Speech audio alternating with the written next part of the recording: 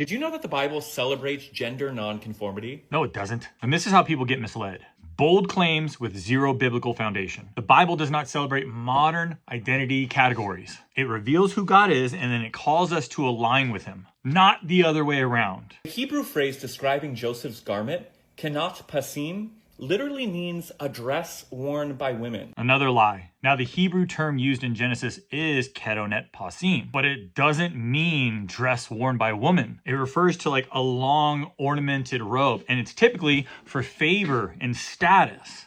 Genesis 37:3, Joseph's father favored him, so he made him a robe. Now, people like to pull from one verse in 2 Samuel where a royal daughter wears a similar garment. But look at the leap. She wore it.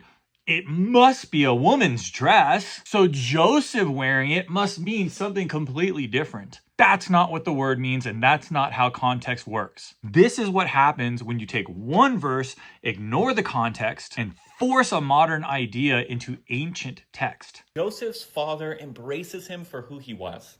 Different, queer, and gender nonconforming. Surprise, surprise, that's not in the text at all. Now, what the Bible does say is that Jacob loved Joseph more than his other sons. But Joseph wasn't favored because of some identity claim. He was favored because he was born later in Jacob's life and was the son of the wife he most loved. The robe was not about identity. The robe was about favoritism. And that favoritism is exactly what caused tension between Joseph and his brothers. This is the pattern yet again. Take a real moment in scripture and then insert something that was never there. Joseph's brothers, however, they reacted violently, trying to erase his identity.